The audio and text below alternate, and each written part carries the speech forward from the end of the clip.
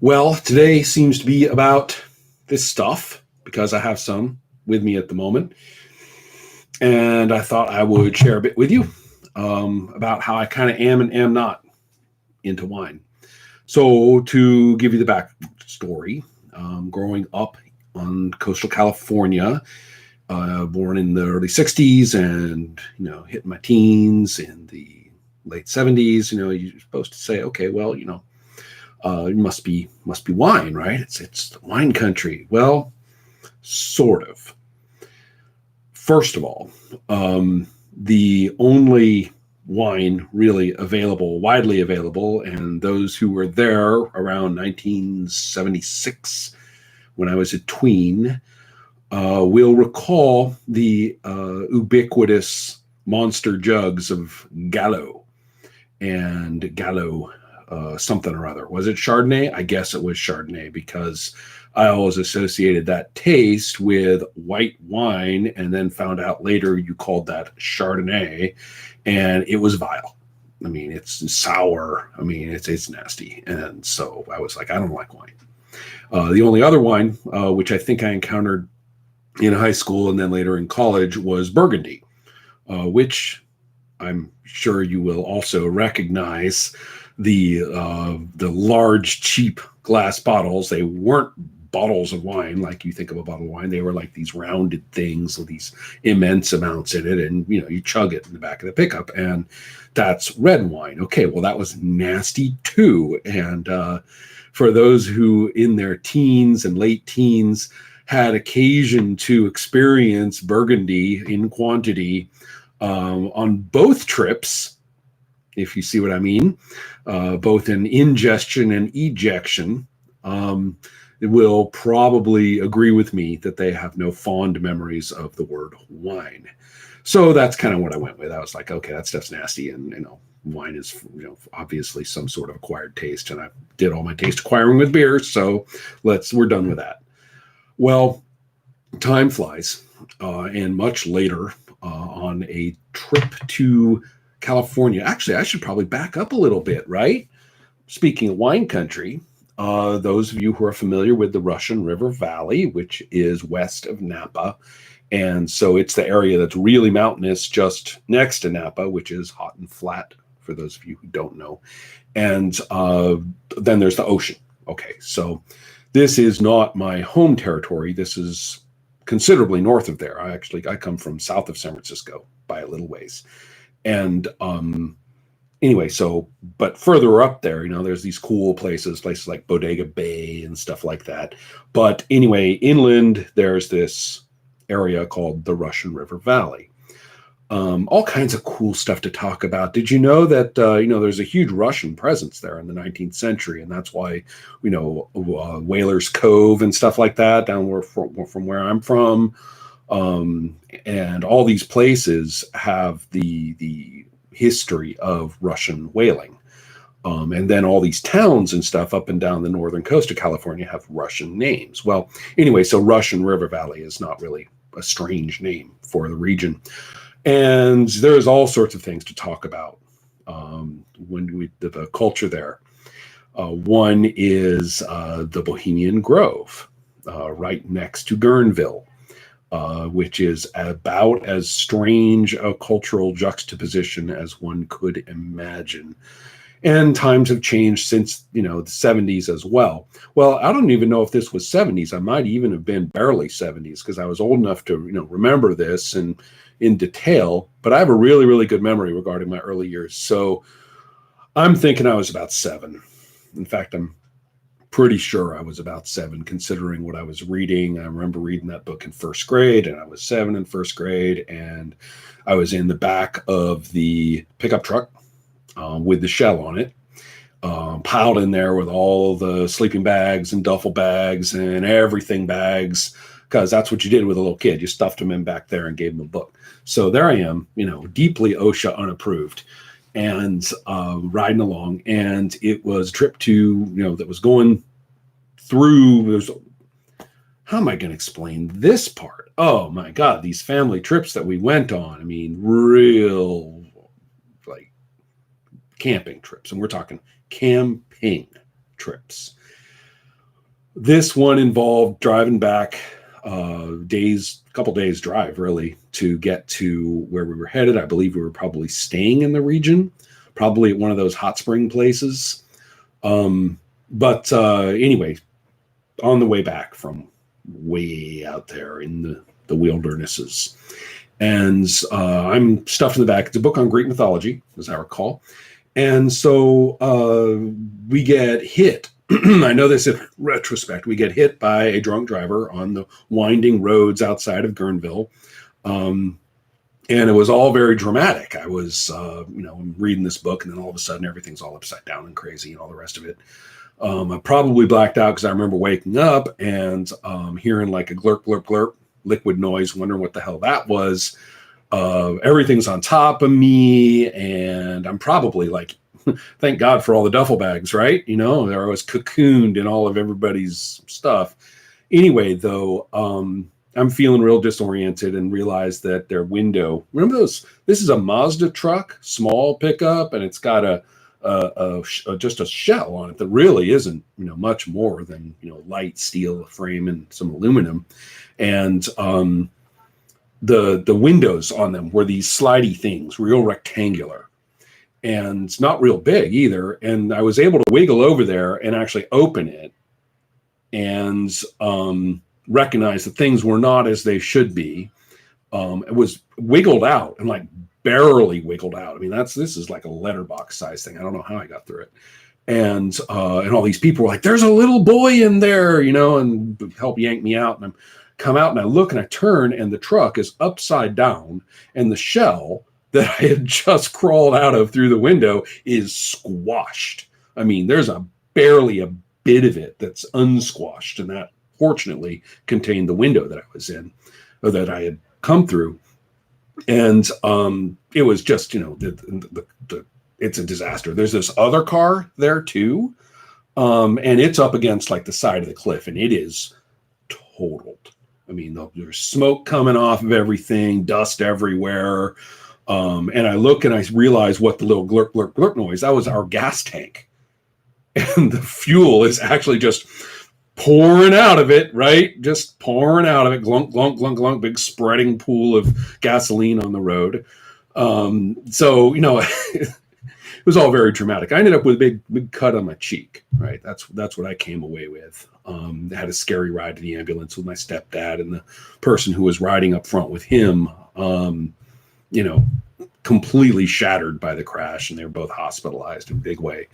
And it took like ages and ages and ages before anybody conscious figured out like whether I was alive and where I was. And I was just like sitting in a plastic chair in the hall of the hospital for God knows how long. Well, anyways, so that was my memory of the word Guerneville. So when, let's see I'm counting my fingers. I'm 7. That'll be the summer. I was 7. So actually I would have turned 8. So that puts me in 1974. That's fair. And no, that would have been 10, 1972. And so I figure that's when that was. And fast forward then to an even 30 years later. Yes, 2002, when my wife and I, no, we weren't married yet. We were married in 2003. So we had bought our house, right? So we were actually in the middle of all of that. And she said we had some bucks at the moment, and she said that she wanted to go on a big vacation. And I said, wow, what are we going to do? She's like, the wine country in California, the Russian River Valley. And I was like, what's there? And she's like, oh, Guerneville's there. And I'm like, wine. Okay. Vomit right there. Guerneville. Oh, good. I remember that place.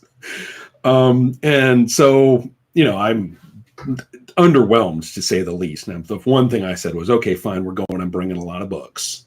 I got plenty of books, got plenty of role-playing game stuff, got plenty of stuff to do. I've got some evolutionary biology to cope with, probably some courses to prep.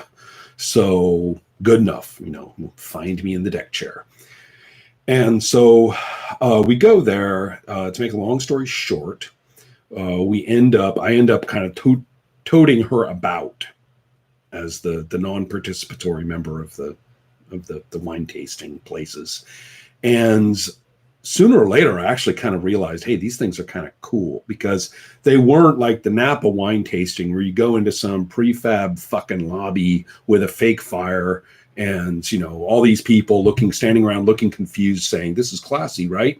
And some intern is there, you know, with a starched blouse and saying, you know, repeating the bullet points that they've been trained to say about this particular vintage. And it's just dreadful. I mean, the whole thing, that's just dreadful. I think I stuck my nose into that culture for like once for some reason, the same way I always end up weird places. And it was like not going back into that shit. Well, this is all different. This is real different. You pull up in the gravel driveway, you're way off in the hills and these ranches and stuff. You've driven down this gravel road, you pull off in the driveway, like I say, and there's you know, this ranch there.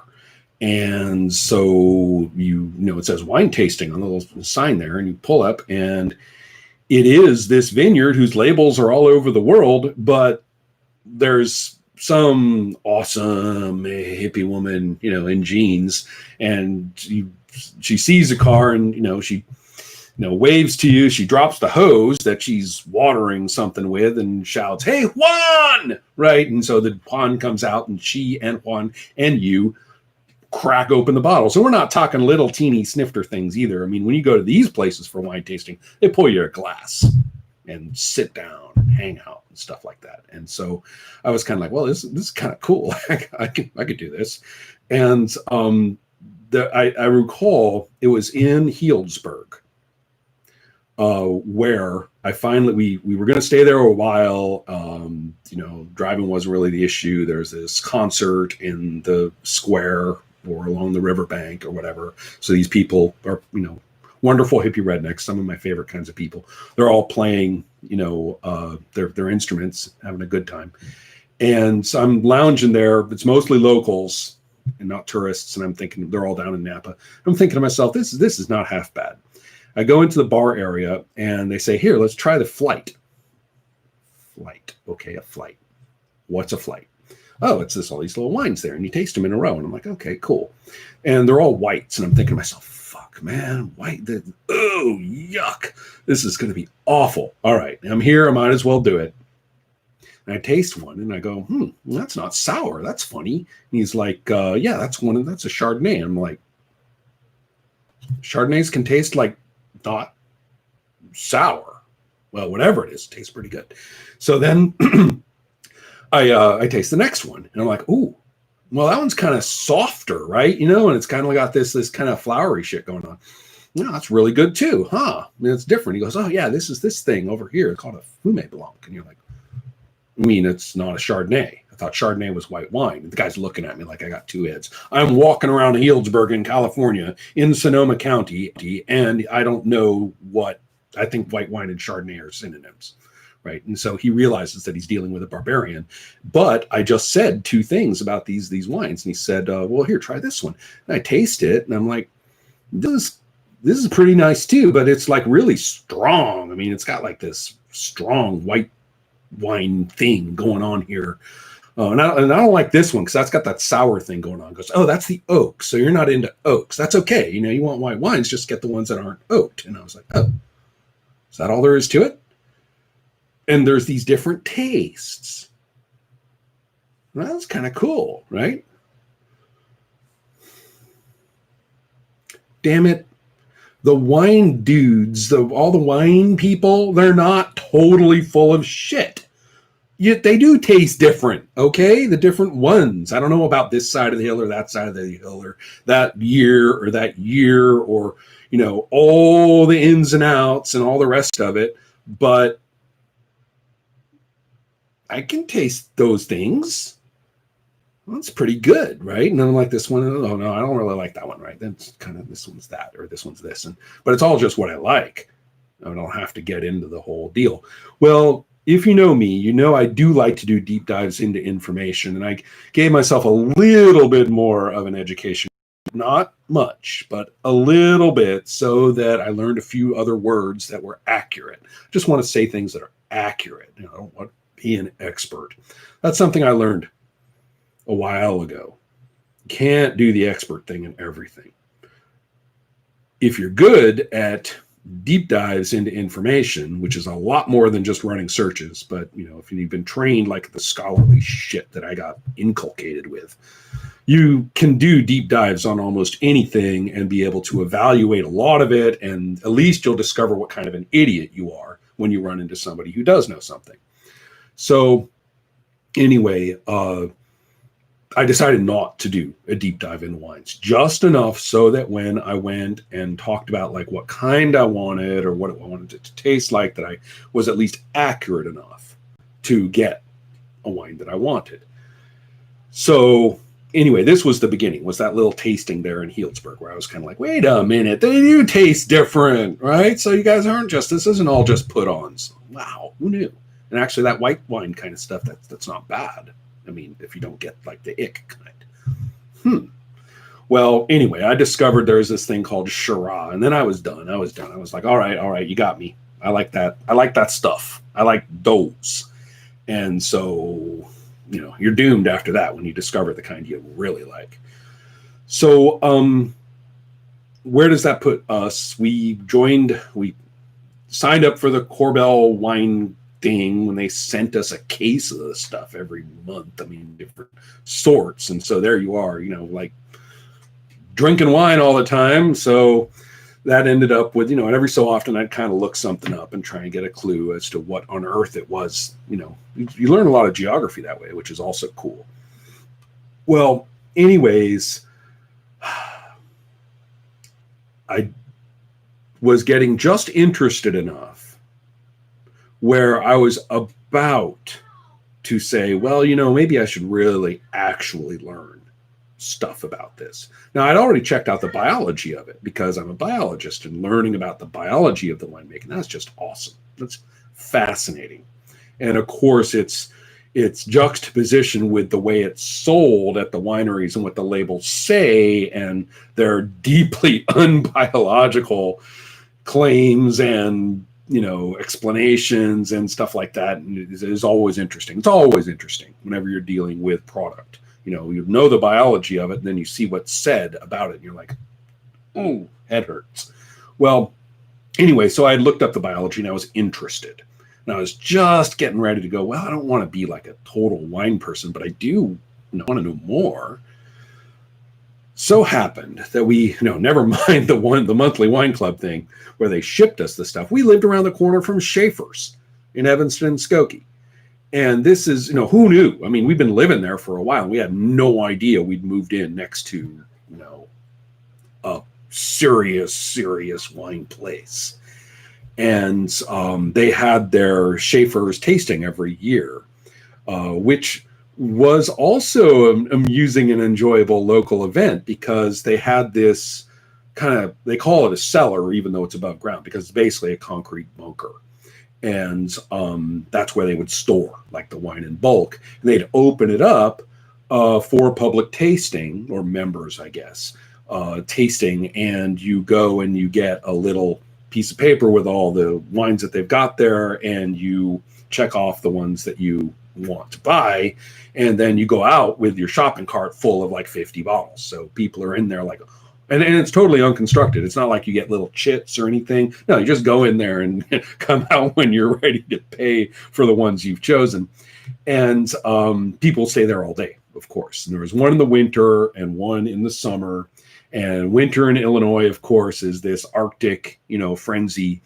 And so everybody's in there all duffled up. There's no heating in there, right? So everybody's all duffled up in their parkas and everything, drinking wine. And it's kind of a blast. You go in there and everybody's, chipper and talking and pointing out, hey, did you try that one? And stuff like that. And this is where, though, I learned that I didn't want to go deeper into wine territory for dialogue or for self-education. And there's a point past which I didn't want to go. And I'll tell you this anecdote, which is sort of the capper for this Friday Live. So I was at the tasting and, filling my little cup and pouring a wine. And I started, and this guy like materializes. He's not a staff member or anything. He's just materializes next to me. and says in this hectoring tone that I associate with comic book fans, that I should be drinking, from that bottle over there in the ice. That one that was just sitting out there. No, don't drink from that one. Drink from the one that's over there. It's cold. If I, being me, I finish what I'm sipping, and I say, sure, I'll try it. And I, got the cold one and drank it. And yeah, okay, the dude was right. It tasted better. Clearly, this wine did better when it was quite cold. That's true. But the fact is that he materialized and started lecturing a stranger on how to drink his fucking wine.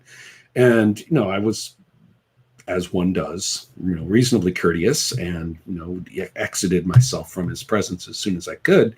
And turned around, and there's a staff member there. And I kind of gave the staff member kind of a look. I was like, and the guy, I'll never forget this. The staff member just sighed and looked at me and said, "Cork dorks."